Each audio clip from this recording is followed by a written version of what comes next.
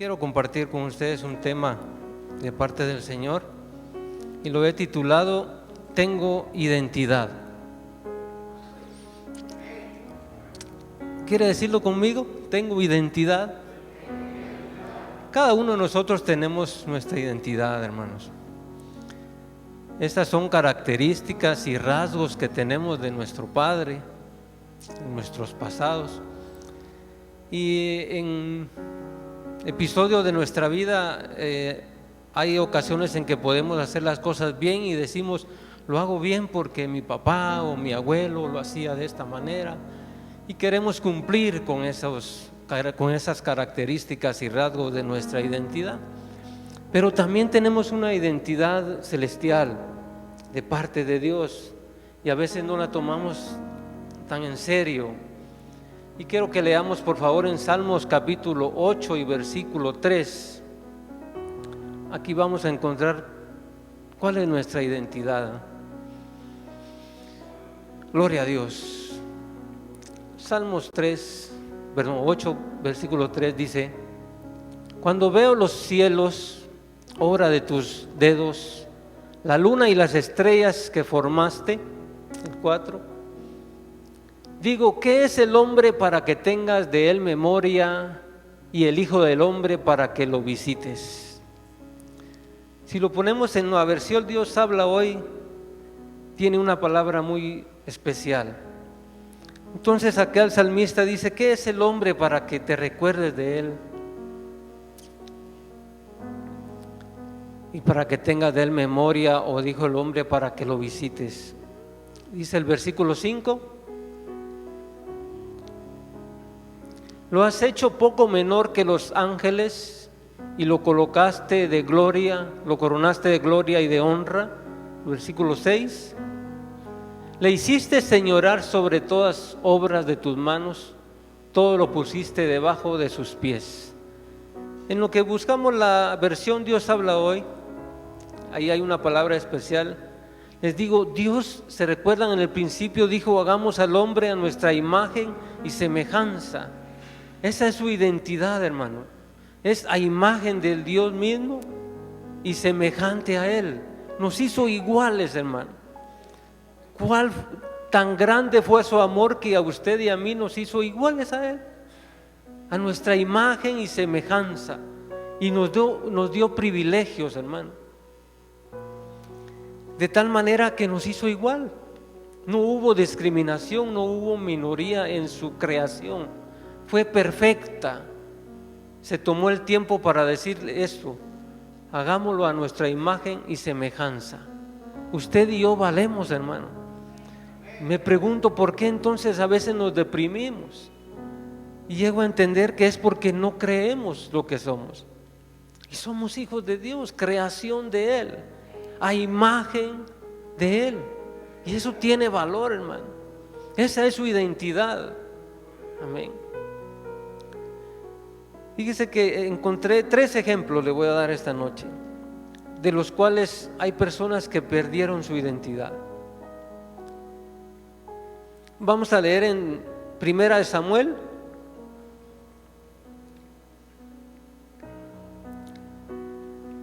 capítulo 17, versículo 11. Esta es la historia de David, ustedes recordarán. Él es el menor y sus hermanos van a la guerra y el papá le dice, vete, lleva estos quesos a tus hermanos y me das cuenta de cómo están ellos allá en la guerra. Amén. Dice, oyendo Saúl y todo Israel estas palabras del filisteo, se turbaron y tuvieron gran miedo. Ahí estaban los hermanos de David y el rey, temerosos, escondidos. Y en el versículo 22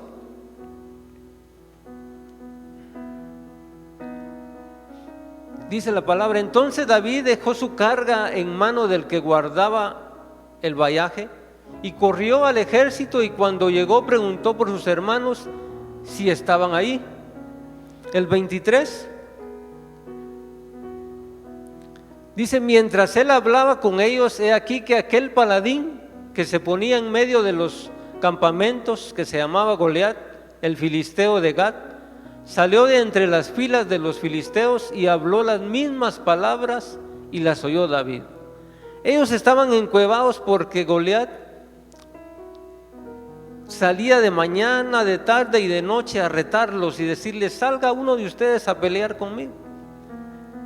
Y ellos, llenos de temor, estaban escondidos. Y en el versículo 26, David, que sabe quién es él y tiene identidad, dice las siguientes palabras: entonces habló David a los que estaban junto a él diciendo: ¿qué darán al hombre que venciera a este filisteo y quitara el oprobio de Israel? Porque ¿quién es este filisteo incircunciso para que provoque a los escuadrones del Dios viviente? Ahí él reconoce su identidad de quién es y reconoce la de los demás, que son escuadrones del Dios viviente. En otras palabras, ¿qué hacen los escuadrones del Dios viviente escondidos, atemorizados? Ellos desconocían su identidad, y la identidad es la que tenía David. ¿Quién es este incircunciso? Incircunciso no era mala palabra, sino que era como un extranjero. En otras palabras, ¿quién es este extranjero que viene a mi tierra a humillar al ejército? Siervos del Dios viviente. Son escuadrones del Dios viviente. ¿Cómo lo llama David? Él sabe quién es y sabe quiénes son los demás. No son un simple ejército. En el versículo 32, por favor, hermano. Y dijo David a Saúl: no desmaya el corazón de ninguno a causa de él. Tu siervo irá y peleará con el filisteo. Primero me gusta cuando: ¿y quién es este que está retando a los escuadrones del Dios viviente? Él sabía dónde estaba parado, hermano, y quién era.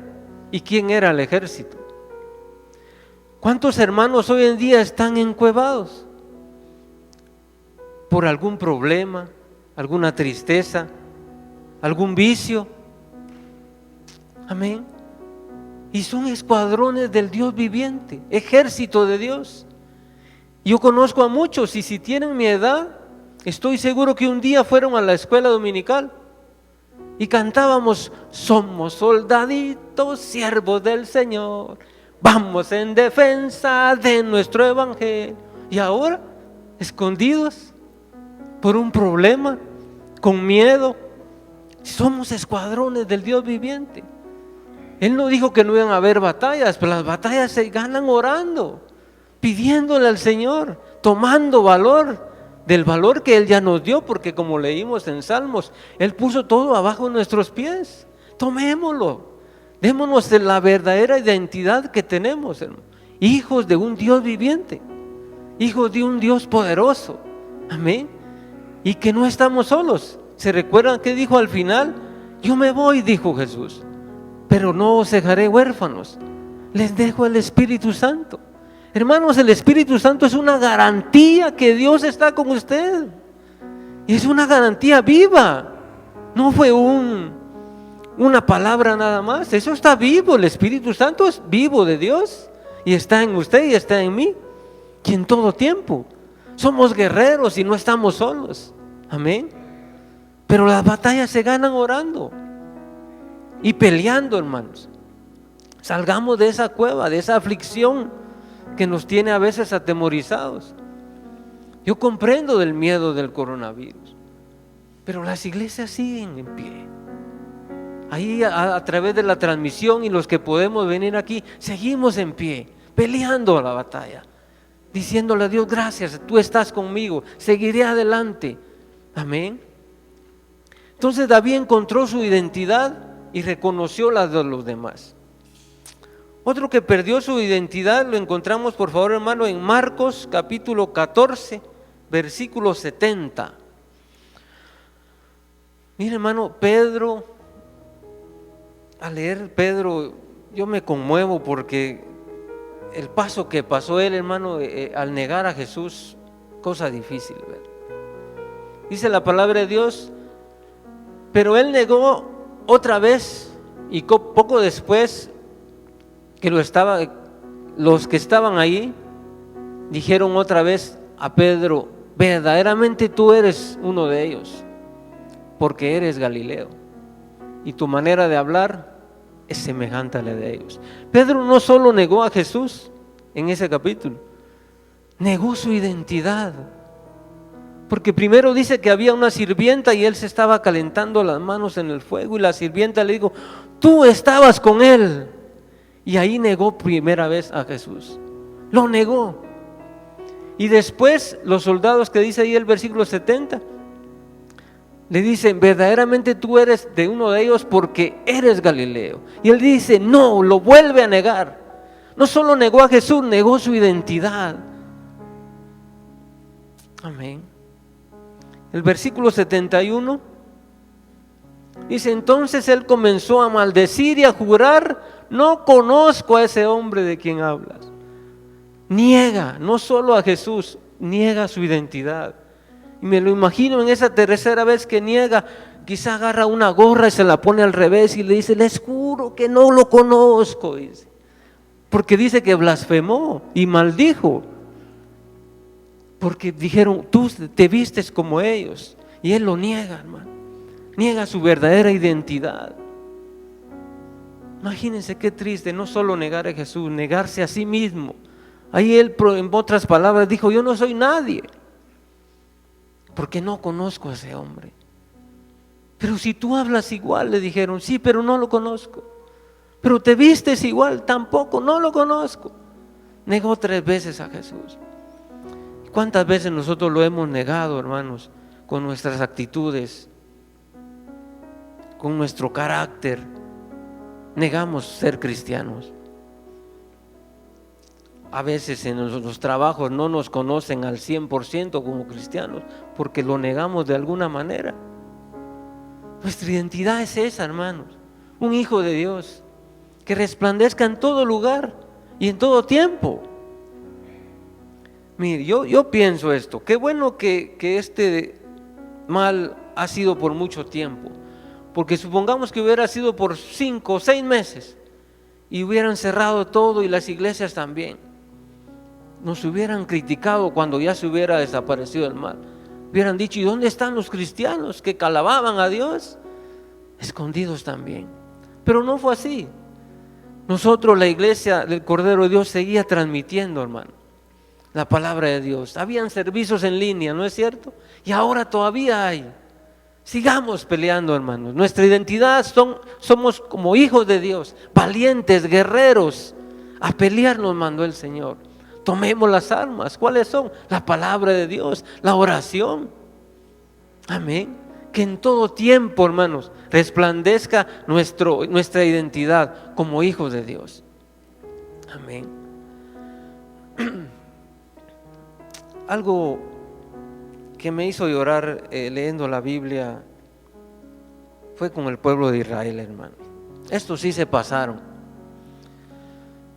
Quiero que leamos, por favor, en Éxodo capítulo 3, y esto, si se puede, en la versión Dios habla hoy, sería mejor. Éxodo capítulo 3, versículos 7 y 8.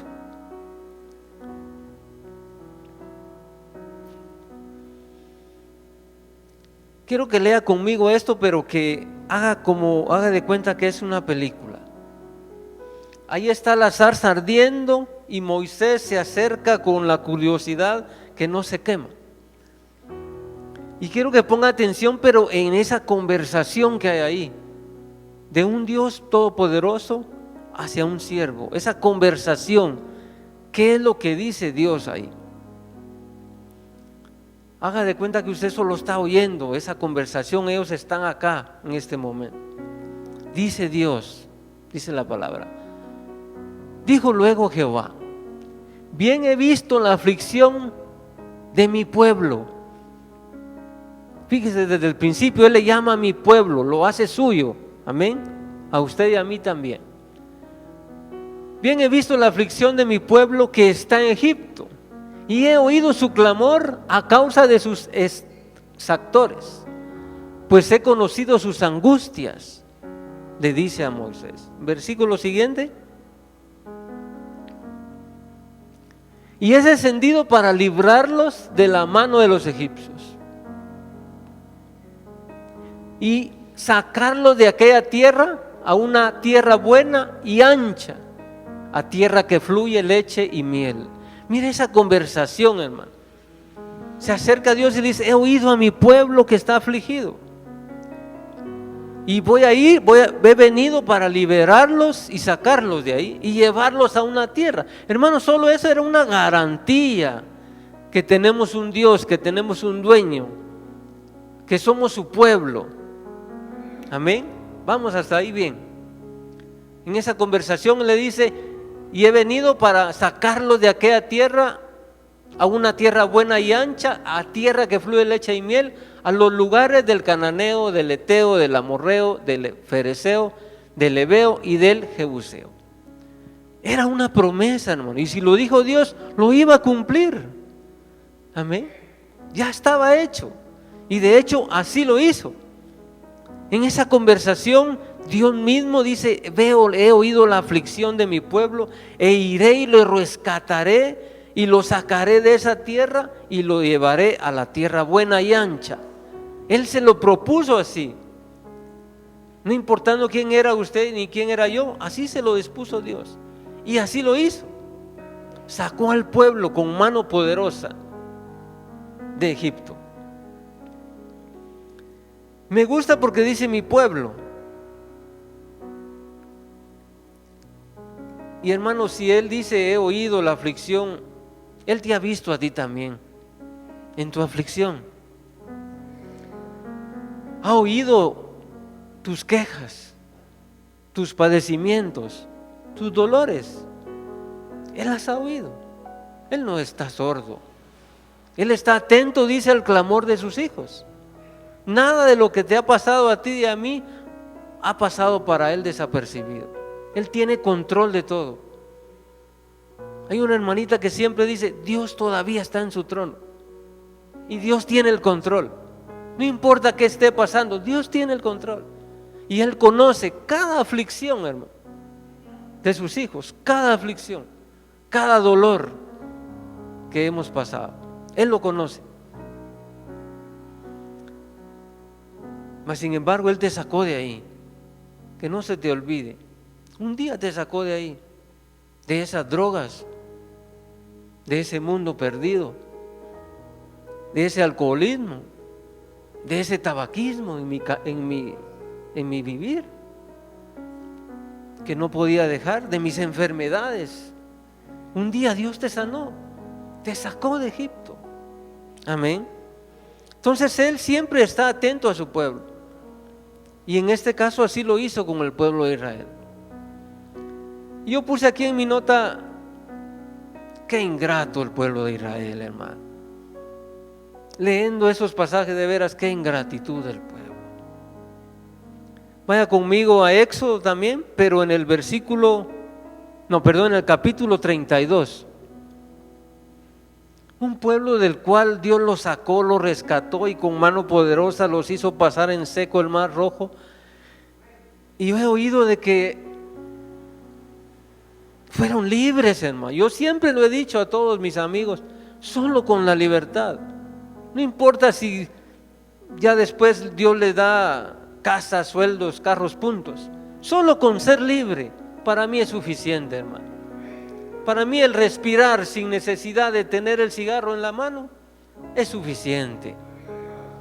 Amén. Los que hemos pasado por eso, por el alcohol y el tabaquismo, sabemos que con solo ya no hacerlo, hermano, es una alegría vivir, hermano. Sin cigarro, sin bebida, es una alegría.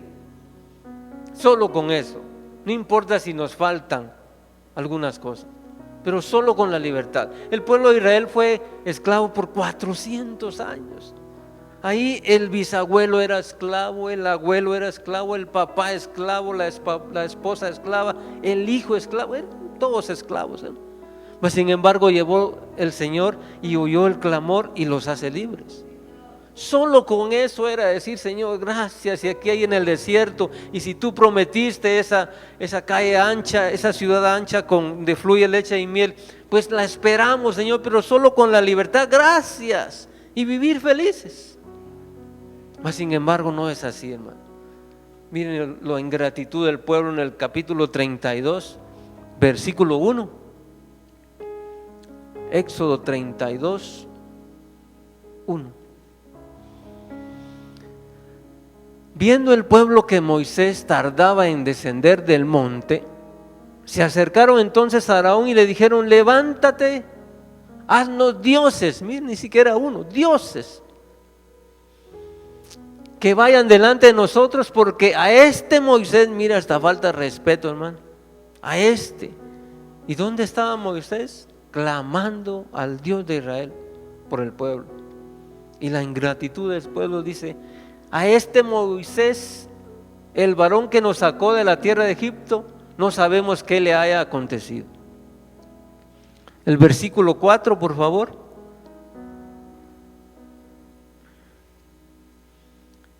Y él los tomó de las manos de ellos y le dio forma a buril, e hizo de ellos un becerro de fundición. Entonces dijeron a Israel: estos son tus dioses que te sacaron de la tierra de Egipto. Mire qué mentira, hermano.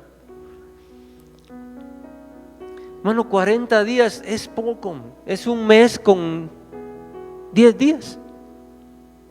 Y el pueblo 40 días y se desespera, hermano. Yo no sé cuánto tiempo has esperado tú un milagro. Yo he visto milagros instantáneos y también a través del tiempo, porque con Dios no es magia, hermano, es con el tiempo de Él, pero Él hace milagros. Pero esperar 40 días y desesperarse, no, hermano. Si tú estás esperando un milagro, sigue clamando al Señor. Él sabrá cuándo, Él sabrá dónde, Él sabrá el tiempo de tu milagro. Pero 40 días y se desesperan. El versículo 4 dice, entonces, adelante dice, entonces sus dioses que se sacaron de la tierra de Egipto. Y el versículo 5, hermanos. Y viendo esto, Aarón edificó un altar delante del becerro y pregonó a Aarón y dijo: mañana será fiesta para Jehová. Y el versículo 6,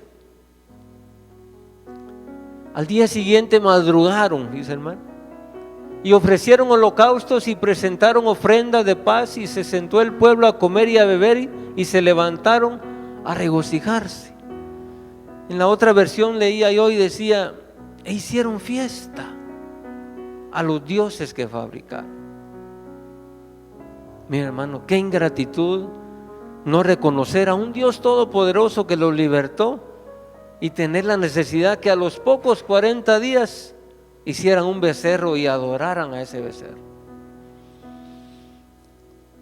A todos aquí Dios nos ha sacado de Egipto, hermano, de diferentes circunstancias. No demos marcha atrás, hermano, creyendo que ya no se puede. Sí se puede en Cristo Jesús. Amén. Esos problemas que nos han aquejado, hermanos, de veras, yo sé que hemos pasado difíciles, pero lo hemos pasado con Dios. Él ha estado con nosotros. Amén. Me preguntaba una mi hija, decía, quería regalarle algo a una persona, me dice: ¿será que un pastel es poca bendición? Le decía: lo que pasa es que hemos creído que la bendición es cuando es un carro nuevo o una casa nueva. Bendición es el respirar, hermano, el estar vivo, el que usted hoy al finalizar llegue a su casa y abrace a los suyos. Esa es bendición. Dios está con usted. Me gusta mucho repetirlo y no me cansaré. Las hermanas me darán la razón. ¿Cómo dejan todas las noches las mesas del comedor? Todas las noches la dejan limpia, ¿sí o no? ¿Sí? Toda la noche limpian la mesa, hermanas. ¿Es cierto o no es cierto? La dejan limpia. Al día siguiente, ahí está el pan, los huevitos, café, frijoles. Es un milagro de Dios, hermano. Es una bendición. Dios es nuestro proveedor. Esa promesa de lo llevaré a una tierra prometida sigue en pie. Amén. Estamos aquí, yo sé que hay luchas, pero sigamos adelante. Dios va delante de nosotros. Él nos ha mandado a pelear. Me da vergüenza, hermanos, pero al igual que el pueblo de Israel, que se olvidó quién nos sacó de Egipto, En una ocasión me recuerdo yo poco a poco les voy contando mi testimonio, pero en una de esas que entré al IX pensando que me iban a ayudar y no encontraron mi mal porque no era físico, sino era espiritual. Yo empecé a oír radios que hablaban de brujería, hermano. Empecé a oír y gente ahí daba testimonios que sí curaban. Y recuerdo bien un día, cabal viernes, estaba yo a punto de ir a un lugar así. Me encontraba por la zona Pradera, zona 10. Y ese día, con mi aflicción, yo pensé que esa era la solución, buscar ese sitio. Cuando como entre 3 y 4 de la tarde me entra una llamada de mi abuela. Y me dice mi abuela: ¿qué tal estás, mijo? Yo afligido le dije: mal. Y mi abuela me dice estas palabras: pero ten fe, porque vos fuiste sanado en una campaña en la Chácara de una hernia desde chiquitillo. Y entonces me cuenta que yo no dejaba dormir del dolor de hernia estando pequeño, y mi mamá pues afligida me llevaba al hospital y no me operaban porque ese día tenía fiebre, no me podían operar. Otro día me dio gripe, no me pudieron operar. Y vino una tía y mi abuela y dijeron: ¿sabes qué? Hay una campaña aquí en la Limonada ayer, anda que oren por el patojo. Y oraron por mí, hermano, y no hubo necesidad de operación. El Señor Dios me sanó. Cuando ella me dice eso: recordate que vos fuiste sanado en una campaña, algo dentro de mí dice: ¿y con qué cara le vas a decir que ahora vas a ir a buscar a un brujo cuando un Dios poderoso te ha sanado antes? Cuando has dependido de un Dios que no necesitaste una operación, sino con solo una oración de un pueblo en una calle, creyéndole a un Dios todopoderoso, se hizo el milagro. ¿Con qué cara iba a voltear a ir a un lugar así? Y digo, a llorar en la calle, hermano. Si Dios me sanó en una campaña, ¿cómo le daré yo la espalda buscando dioses ajenos? Un día Dios te libertó a ti y te sanó también. Regresemos a nuestra identidad de hijos, hermano. Tomemos el valor que eso conlleva de un hijo de Dios. Con batallas sí, con luchas también, pero con un Dios poderoso que va delante de un pueblo que le cree aún. Amén.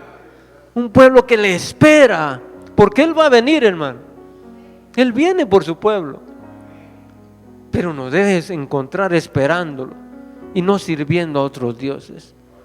Tú que me ves desde tu casa y quizá este mal te ha alejado de asistir a una iglesia, porque conozco amigos que eso pasó. Es tiempo de regresar. Si no se puede virtual, pues en asistencia. Pero que Dios encuentre a un pueblo que le sigue creyendo, que le sigue sirviendo, que le viene a cantar alabanzas. Amén. Porque un pueblo le espera, porque tiene esa identidad de hijo de Dios, hermano, e hija de Dios también. Denle un aplauso al Señor.